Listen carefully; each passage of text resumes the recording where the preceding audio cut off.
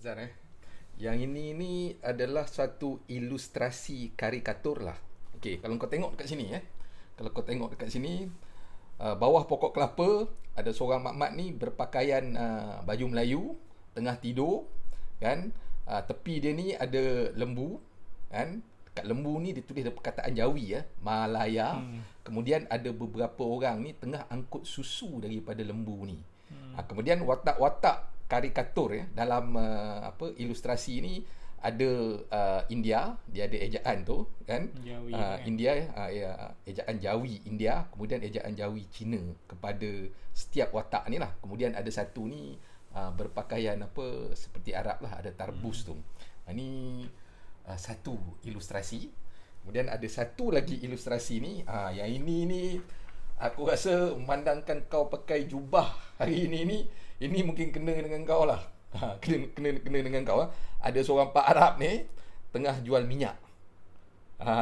Kan. Kemudian aku tak tahulah minyak apa, tapi kalau dia tulis dekat sini ni, okey awas jangan terkena.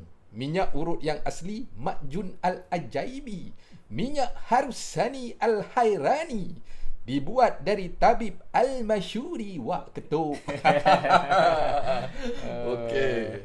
Yang ini Tapi sebagai memang aku sengaja pakai jubah lah kan.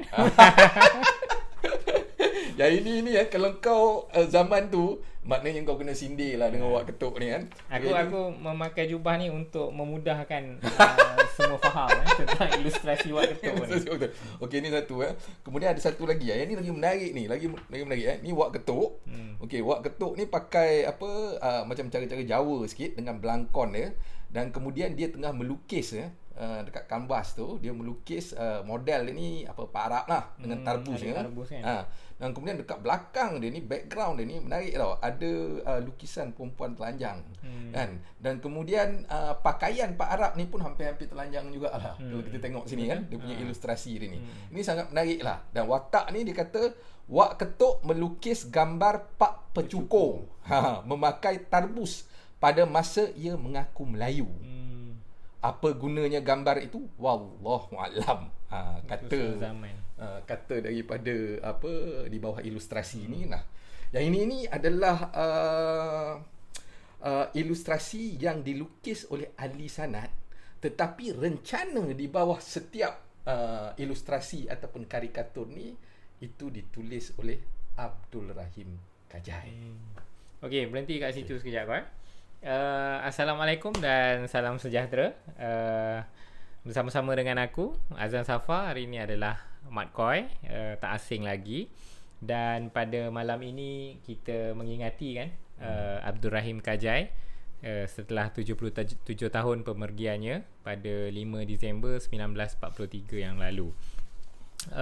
Abdul Rahim bin Haji Salim yang menggunakan nama pena Abdul Rahim Kajai. Kajai itu adalah satu kampung daripada sebelah bapanya di Minangkabau.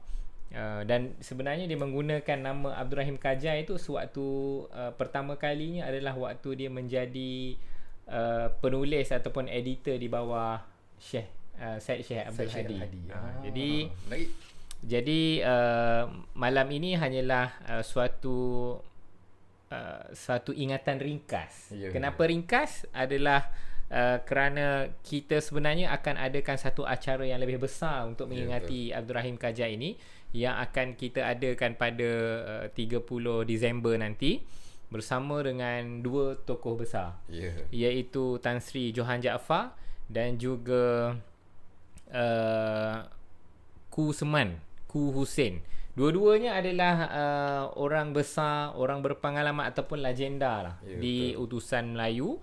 Dan Tan Sri Johan Jaafar, ketua pengarang, bekas ketua pengarang, dan Ku Seman, editor kanan utusan. Dan mereka berdua akan berdialog, berbincang, berbual tentang sosok yang akan kita ingati ialah Abdul Rahim Kajai. Tetapi sebelum 30 Disember, kita bicara tentang malam ini bersama-sama dengan Mak Koi. Dan apa yang telah Mak Koi sebut tadi, iaitu berkaitan dengan gambar-gambar yang kau ceritakan tadi. Jadi sebenarnya bagaimana kita ingin gambarkan sosok Abdul Rahim Kajai ni?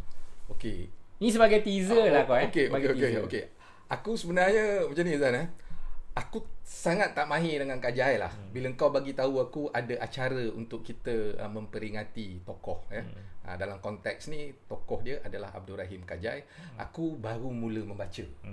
Daripada pembacaan aku tu, dia memberikan suatu rangsangan untuk lebih ingin tahu tentang siapa itu Kajai dan kemudian apakah pemikiran yang ada di dalam seorang sosok yang kita namakan bapa kewartawanan Melayu. Ya, bapa kewartawanan. Kan? Jadi mandangkan aku pun memang tak mahir, jadi aku akan bacakan beberapa cuplikan yang aku rasa agak menarik lah daripada satu buku ya. Buku ni ditulis oleh A. Samad Ismail, memoir dia, tetapi dia banyak juga menulis tentang Kajai. Maknanya dia punya persepsi sebagai salah seorang yang pernah bekerja bersama-sama Kajai. Pada waktu tu dia macam budak lagi lah, wartawan biasa, dan Kajai adalah ketua pengarang. Aku ambil satu lah daripada yang aku rasa agak menarik. Tapi mungkin orang akan melihat benda ni dalam konteks sekarang. Dalam konteks sekarang aku sebagai male reader lah, ataupun ada satu konsep dalam feminist teori tu, teori feminis tentang male gaze. Jadi mungkin aku merasa, tapi aku reflect balik, kenapa aku pilih benda ni? Aku pilih benda ni adakah kerana aku sebagai male reader, ataupun kerana aku merasakan ia merupakan suatu refleksi kepada suatu sisi daripada Kajai ni. Ini sekejap.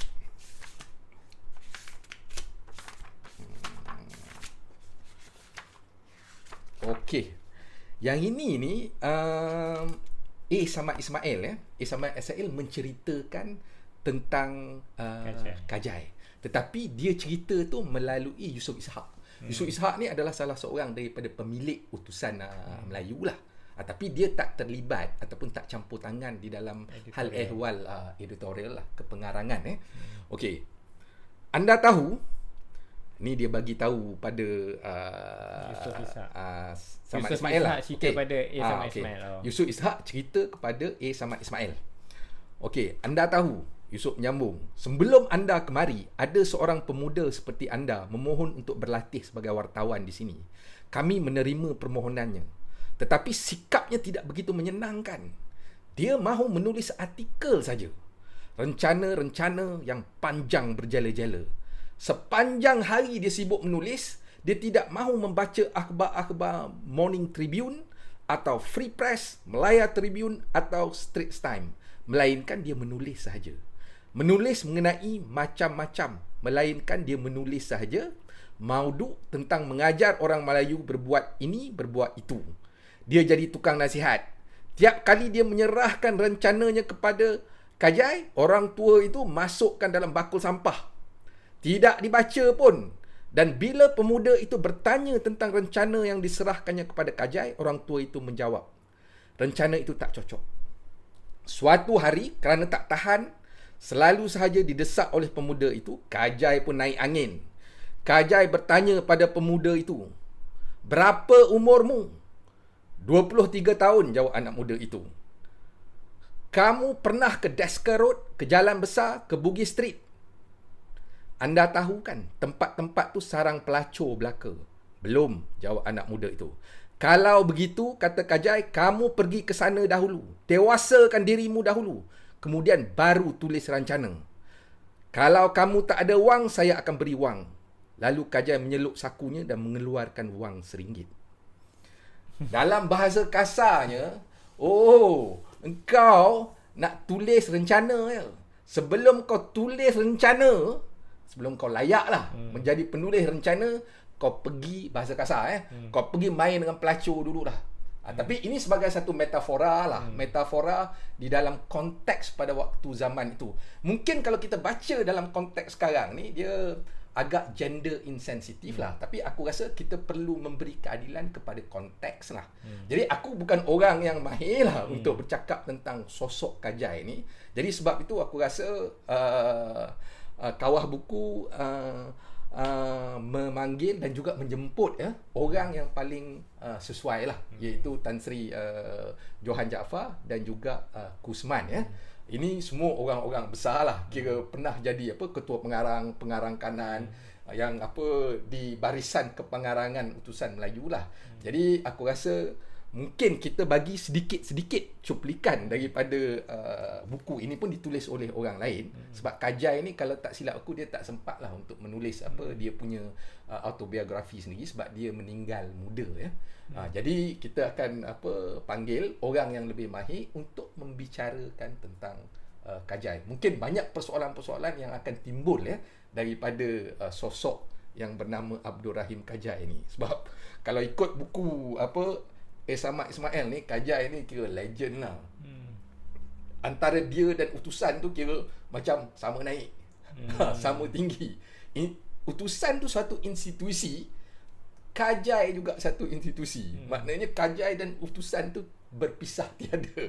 Kajai adalah utusan, utusan adalah Kajai. Jadi orang yang selayaknya untuk membincang dan membicarakan hal ini tentulah orang yang memang terlibat juga di dalam kewartawanan seperti Tan Sri Johan Jaafar dan juga Kusman. Jadi aku rasa tak salah lah dan kita mengharapkan para penonton untuk mengikuti acara memperingati Abdul Rahim Kajai yang akan kita siarkan pada 30 Disember nanti, dan sama-sama ikuti rancangan tersebut untuk kita mengenali dengan lebih mendalam sifat, karakter, bahkan idea Kajai. Dan Kajai ni meninggal sebelum merdeka 1943. Jadi apabila Mak Koi tadi bercerita tentang konteks yang sebegitu, itu adalah konteks yang mungkin pada tahun 30-an, 20-an mungkin kan. Dan aku rasa kita akan dapat lebih mendalami perkara ini sewaktu kita bersama dengan dua tetamu besar kita tadi. Terima kasih Koi. Aku rasa ini adalah teaser yang cukup baik untuk membuatkan penonton ternanti-nanti untuk mengenali siapa sosok Abdul Rahim Kajai. Itu. Jadi kita jumpa 30 hari bulan nanti, terus bersama dengan Kawah Buku, sehingga berjumpa lagi. Terima kasih Koi. Okey, terima kasih Zai.